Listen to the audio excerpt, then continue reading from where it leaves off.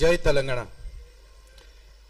తెలంగాణ రాష్ట్రం గురించి ముందుగా చెప్పాలంటే తెలంగాణ రాష్ట్ర పోరాటం గురించి మాట్లాడుకోవాలండి. ఎందుకంటే ప్రతి రాష్ట్రానికి ఒక్కో చరిత్ర ఉంది, కానీ మన పోరాటమే ఒక చరిత్ర. ఇక్కడ ఆ చరిత్రలో భాగస్వాములైన ఎంతోమంది ఇక్కడ ఉన్నారు. మొదటగా మీ అందరికీ ధన్యవాదాలు, అభినందనలు తెలియజేస్తున్నా. అలాగే నేను తెలంగాణ పౌరుడిగా ఉన్నా, కానీ తెలంగాణలో పుట్టల, ఆంధ్రాలో పుట్టి ఇక్కడ బతకటానికి వచ్చిన వ్యక్తిని. ఇలా నాలాగే బ్రతకటానికి హైదరాబాద్ని అమ్మలాగా అనుకుని, తెలంగాణని తల్లిలాగా అనుకుని వచ్చిన వాళ్ళు, వేరే వేరే రాష్ట్రాల నుంచి వచ్చిన వాళ్ళు చాలామంది ఉన్నారు. మేమెవరూ రాష్ట్రం కోసం పోరాటాలు చేయలేదు, వీధుల్లోకి రాలేదు.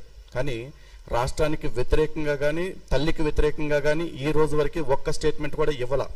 కానీ మమ్మల్ని ఈ రోజున చాలామంది విమర్శనాత్మకంగా మాట్లాడుతున్నారు. రీసెంట్గా చూసుకున్నట్లయితే ఈ సోకాల్డ్ ఈ ఎర్ర టీవీలు అంటారో, ఎర్ర టీవీలు అంటారో, వాళ్ళు నా మీద కూడా ఒక ప్రోగ్రాం పెట్టి వీడు ఎక్కడో ఆంధ్ర నుంచి వచ్చి ఇక్కడ హిందువుల్ని లేదా వేరే మతాల మధ్య చిచ్చులు పెడుతున్నారు అని మాట్లాడారు.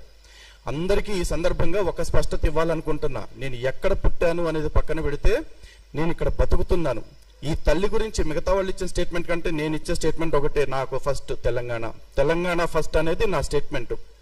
ఏ విషయంగా అనుకుంటే తెలంగాణ ఆత్మగౌరవ విషయంలో, తెలంగాణ అభివృద్ధి విషయంలో, తెలంగాణ స్వేచ్ఛ విషయంలో, తెలంగాణలో శాంతి భద్రతల విషయంలో అన్నిట్లో కూడా తెలంగాణ ఫస్ట్ అని కోరుకునే వ్యక్తిని నేను. అలాగే దేశవ్యాప్తంగా చూసుకుంటే తెలంగాణ ఫస్ట్ అని, కానీ నేను ఇక్కడ బతుకుతున్నాను, ఇక్కడ నాకు ఉపాధి దొరికింది కాబట్టి.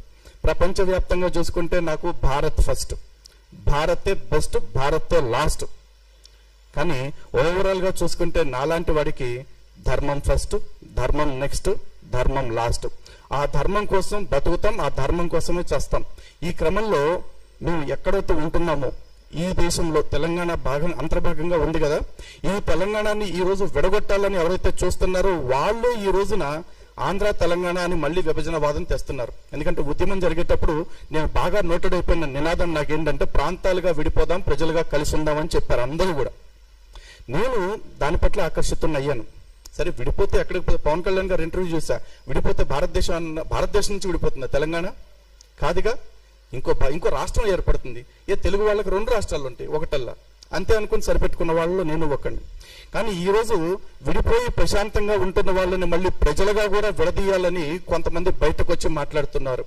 కానీ వాళ్ళ ఎజెండాలు చూస్తుంటే ఎంత బాధాకరంగా అనిపిస్తుందంటే, పక్క దేశం నుంచి ఇక్కడికి వచ్చి వలస కూలీలాగా వచ్చి ఇక్కడ ఇంటర్వ్యూలాగా తయారవుతున్న రోహింగ్యా కొడుకుల గురించి ఒక్కడు మాట్లాడు, బంగ్లాదేశ్ గురించి ఒక్కడు మాట్లాడు, పాకిస్తాన్ నుంచి తెచ్చేసిన వాళ్ళని ఎవ్వడూ మాట్లాడు. పైగా ఇక్కడే ఉన్న ఒక ఎమ్మెల్యే గతంలో వాళ్ళతో ప్రెస్ మీట్ పెట్టి కూర్చోబెట్టి అందరి ముందు చెప్పాడు, మీ అందరికీ నేను ఓటర్ కార్డులు ఇప్పిస్తాను, ఆధార్ కార్డులు ఇప్పిస్తాను, ఒకవేళ మిమ్మల్ని దేశం నుంచి పొమ్మంటే నేను కూడా మీతోనే వచ్చేస్తానని చెప్పుకున్న వ్యక్తి. ఓకే, అలాంటి చెప్పుకున్న వ్యక్తులు మన కళ్ళ ముందే ఇంకా ప్రజాప్రతినిధులుగా బతుకుతూ ఉన్నారు. వాళ్ళు అలాంటి ఊరకుక్కలందరినీ తీసుకొచ్చి ఇక్కడ సత్రంలో మేపినట్టు మేపుతుంటే తప్పులేదు, కానీ పక్క రాష్ట్రం నుంచి ఇక్కడికి వచ్చి పొట్టబోసుకుంటే తప్పైపోయిందా? వీళ్ళు తమిళనాడు గోబ్యాక్ అంటారు, రోహింగ్యా ఎవరు మార్వాడి గోబ్యాక్ అంటారు, ఇప్పుడు ఆంధ్ర గోబ్యాక్ అంటారు. సారీ, రోహింగ్యా కాదు, రోహింగ్యా గోబ్యాక్ అనట్లా, మార్వాడి గోబ్యాక్ అంటారు.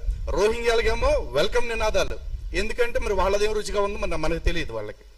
అండ్ ఇంకోటి, చక్కగా ఎంఐఎం పార్టీ వాళ్ళు ఎంత చక్కటి సమైక్యవాదం వినిపించారు. ఇందాక చాలా మంది అంటున్నారు వాళ్ళు ఇప్పుడు తెలంగాణ గురించి మాట్లాడారా అని. తెలంగాణ గురించి మాట్లాడకపోవటమే కాదు, సమైక్యవాదాన్ని వినిపించాడు. పైగా దేశవ్యాప్తంగా తెలంగాణ బిల్లు ఆలస్యం అవటానికి ఒకానొక మెయిన్ రీజన్ ఎంఐఎం పార్టీ. ఎందుకంటే తెలంగాణ విడిపోతే ఇక్కడ మతోన్మాద శక్తులు బలపడిపోతాయి, ముస్లింలకు రక్షణ కొరబడుతుంది అంటూ లేని అభద్రతను క్రియేట్ చేసి ఆ రోజున బిల్లు ఆలస్యం అయ్యేలాగా చేశాడు. పైగా దిక్కుమాలిన ప్రతిపాదనలు కూడా పెట్టాడు, రాయల తెలంగాణ అని చెప్పేసి, రాయలసీమని తెలంగాణ కలపాలని చెప్పేసి రకరకాలుగా పెట్టారు. అసలు ఉద్యమంతో సంబంధమే లేని ప్రాంతాన్ని తీసుకొచ్చి ఉద్యమంలో భాగం చేయాలని కుట్రలు చేశారు. ఈ రోజు వాళ్ళందరూ ఏ ప్రభుత్వం వస్తే ఆ ప్రభుత్వంలో భాగస్వాములు అయిపోతున్నారు. గతంలో వాళ్ళ చేతుల్లో స్టీరింగ్ ఉంది, ఇప్పుడు ఏకంగా వాళ్ళ చేతుల్లో వాళ్ళ చెయ్యి ఉంది. అయినా కూడా వాళ్ళని ఎవ్వరూ ఏమనరు. ఏ ఇది లేకుండా చక్కగా బ్రతుకుతూ అన్నదమ్ముల్లాగా ఉందామని వచ్చిన వాళ్ళ విషయంలో మాత్రం ఇన్ని రాజకీయాలు. రీసెంట్గా చూసుకుంటే పవన్ కళ్యాణ్ గారి విషయం. పవన్ కళ్యాణ్ గారు అంటే ఇక్కడ టైటిల్ కూడా చక్కగా పెట్టారు, తెలంగాణ ప్రజాస్వామ్యం అని పెట్టేసి. మేబీ ఆయన ఒక పార్టీ పెట్టుకున్నాడు, ఇక్కడ పోటీ చేస్తాడు. ఎవెన్చువల్లీ ప్రజాస్వామ్యం అంటే ఏంటండి, నెంబర్ గేమ్. ప్రజలు ఆమోదిస్తే పవర్లోకి వస్తాడు. అయ్యా మాది సెట్ అవ్వదు, మీ వాదం వేరు మా వాదం వేరు అనుకుంటే పక్కెళ్ళి కూర్చుంటాడు. లేకపోతే ఈ సిపిఎం సిపిఐ పార్టీలాగా తోక పార్టీలాగా మిగిలిపోతాడు. కానీ అది అసలు మాట్లాడనే వద్దు, రానే వద్దు అని చెప్తున్నారంటే ఎందుకంత భయం వీళ్ళకి మరి ఇప్పుడు? అది కూడా అర్థం చేసుకోవాలి. అండ్ రెండోది వచ్చేసి అన్నిటికంటే కీలకమైన విషయం అండి, వివక్ష. ఇప్పుడు మాట్లాడుతున్న వాళ్ళు ఎవరైతే ఉన్నారో ఈ సోకాల్డ్ గలీజ్ టీవీ వాళ్ళందరూ ఒకటే మాట మాట్లాడుతుంటారు. జైబీఎం అని ఒక నినాదం తీసుకుని వీళ్ళు కుల వివక్షలు చూపిస్తున్నారు, లేకపోతే మతోన్మాదము, మనువాదులు ఇట్లా మాట్లాడుతుంటారు. మరి భారత రాజ్యాంగం మనందరికీ సమానమైన హక్కులు కొన్ని ఇచ్చింది, ఈక్వాలిటీ బిఫోర్ లా, లేకపోతే లా ఆర్టికల్స్ అగైనెస్ట్ డిస్క్రిమినేషన్, ఆర్టికల్ 14 కానీ, ఆర్టికల్ 15 కానీ, ఆర్టికల్ 16 కానీ. మీకు కుల వివక్ష అనగానే అంత బాధపడుతున్నారు కదా, అంత బాధ కలుగుతుంది కదా. మరి ఒక ప్రాంతం పేరుతో వివక్ష చూపిస్తుంటే ఇక్కడ బ్రతుకుతున్న వాళ్ళకి, అంటే ఏ రాజకీయాలతో సంబంధం లేకుండా బ్రతుకుతున్న వాళ్ళకి వివక్షను చూపిస్తుంటే వాళ్ళు బాధపడరా? ఇక్కడ మానవత్వం గుర్తు రావట్లేదా? ఒక పక్క దేశానికి సంబంధించిన పరాయి మతస్థులు వచ్చి ఇక్కడ బతుకుతుంటే పోన్లే బతుకుతారు అని వదిలేసిన వాళ్ళు, సాటి వాళ్ళ విషయంలో ఈ దృక్పథం ఏదైతే ఉందో దాన్ని మార్చుకోండి. మళ్ళీ చెప్తున్నానండి, ఇక్కడ బ్రతుకుతున్న వాళ్ళందరికీ ఈ గడ్డ ఫస్ట్, తెలంగాణ ఫస్ట్, ఆ తర్వాత నేషన్ ఫస్ట్, ఆ తర్వాత ధర్మం ఫస్ట్. విశాల దృక్పథంలో చూసుకుంటే ఆ ధర్మం కోసం మేము ఎవరితోనైనా కలుస్తాము, అందరితో కలిసి పనిచేయడానికి సిద్ధంగా ఉన్నాం. జై తెలంగాణ, భారత్ మాతాకి.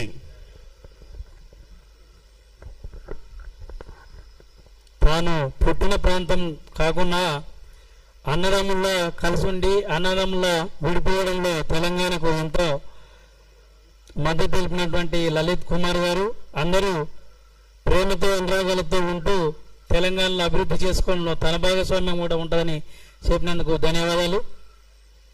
ఇప్పుడు నేషనలిస్ట్ హబ్ సాయి చైర్మన్ గారు, అలాగే తెలంగాణ జర్నలిస్ట్ యూనియన్ రాష్ట్ర ఉపాధ్యక్షులు అయినటువంటి సాయి గారిని మాట్లాడాల్సిందిగా కోరుతా ఉన్నాను.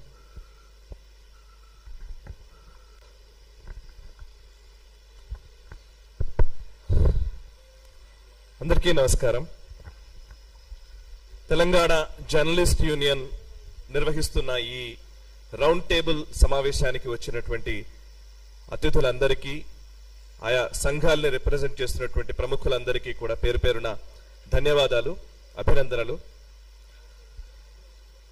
ఇదే ప్రెస్ క్లబ్ లో కొన్ని రోజుల క్రితం ఒక రౌండ్ టేబుల్ సమావేశం నిర్వహించారు. అది చూసిన వెంటనే నాకు నిజంగా ఒక్కసారిగా మళ్ళీ 12 ఏళ్ల క్రితం లేదా 10 ఏళ్ళు 8 ఏళ్ల క్రితం పరిస్థితులన్నీ ఒక్కసారిగా గుర్తొచ్చి నేను ఒక వీడియో కూడా చేశాను యాక్చువల్లీ. అందులో ఏంటంటే ఈ ఆంధ్ర బూట్ల కింద తెలంగాణ ఇంకెంతకాలం నలిగిపోవాలి అనే కాంటెక్స్ట్ లో ఒక టైటిల్ పెట్టారు. 12 సంవత్సరాల తర్వాత మనం మాట్లాడుతూ ఉంటే దానికి నిజంగా ఆ రౌండ్ టేబుల్ సమావేశంలో నేపథ్యం ఏంటి, అసలు సడన్ గా తెలంగాణకు ఆంధ్రాకు గొడవ ఏంటి, తెలంగాణ వర్సెస్ ఆంధ్ర అనే కోణం ఎందుకు వచ్చింది, ఇది నాకు అసలు వచ్చిన ఫస్ట్ ప్రశ్న. దానికి ఏంటంటే నేపథ్యం ఏంటి అని అంటే కనుక ఒక ప్రొఫెసర్ నాగేశ్వర్ గారు చేసిన వ్యాఖ్యలు, ఆ వ్యాఖ్యలకు జనసేన పార్టీ లేదా తెలుగుదేశం పార్టీ నుంచి వచ్చినటువంటి రియాక్షన్స్, అనంతర కాలంలో ఏదో ఒక తెలంగాణ వర్సెస్ ఆంధ్ర అన్న కోణంలోకి మారిపోయింది. నిజానికి ఆ వ్యాఖ్యలు చేసినట్టు నాగేశ్వర్ గారే వ్యాఖ్యలు వెనక్కి తీసుకుంటానని ప్రకటించారు. వ్యాఖ్యలు వెనక్కి తీసుకుంటానని ప్రకటించిన తరువాత ఒక రౌండ్ టేబుల్ పెట్టి తెలంగాణ వాళ్ళ మీద